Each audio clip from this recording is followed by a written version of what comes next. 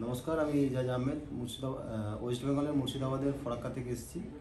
আমি বিগত 1 বছর ধরে ফিস্টুলা সমস্যা নিয়ে ভুগছিলাম। তো ফার্স্টে আমি অনেক জায়গায় ডাক্তার দেখাই, ইভেন আমি মালদাতেও ডাক্তার দেখাই, ওখানে আমি অপারেশন করি। ওখানে আমার সাকসেসফুল হয়নি। তারপরে আমি আবার কলকাতা যাই, কলকাতাতে গিয়ে ডাক্তার দেখাই, কিন্তু ওখানেও ডাক্তার চেক আপ সব কিছু করি, কিন্তু আমি ঠিকঠাক রেজাল্ট পাইনি।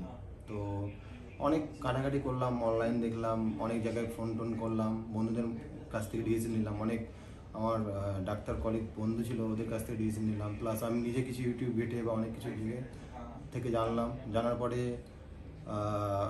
ব্যাঙ্গালোর স্মাইলস হসপিটালের একটা পেলাম, মানে রিভিউ পেলাম। তো দেখলাম যে ডাক্তারবাবুর রিভিউ অনেক ভালো।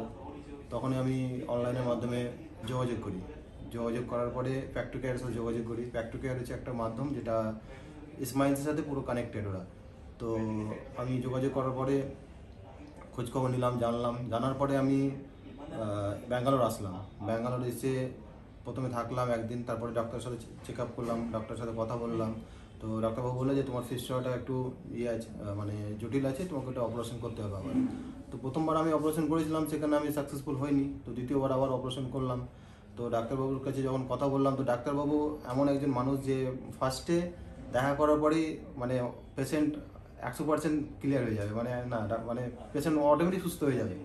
তো এদের ব্যবহার, হসপিটালের ব্যবহার, ডাক্তারবাবুর ব্যবহার, হসপিটালে যেগুলো নার্স আছে, আদারওয়াইজ যেগুলো মানে সব ডক্টররা আছে, doctor সুজীব, doctor Parameshwar CM, excellent, মানে এদের ব্যাকআপ খুবই ভালো, সব দিক দিয়েই ভালো। এবং আমি এখন খুবই ভালো আছি, সুস্থ আছি, আর কোনো প্রবলেম ফিল করছি না। তো আমি ফলো আপ চেক আপে এসেছিলাম, ডাক্তারবাবুর সাথে আবার কথা বললাম। ডাক্তারবাবু খুবই ভালো মানুষ, মানে অনেস্ট লোক, মানে এত ভালো লোক ব্যাঙ্গালোরে আমি মানে জাস্ট বলে বোঝাতে পারবো না, এত ভালো লোক। তো thank you doctor Parameshwar CM, thank you Smile Hospital, thank you.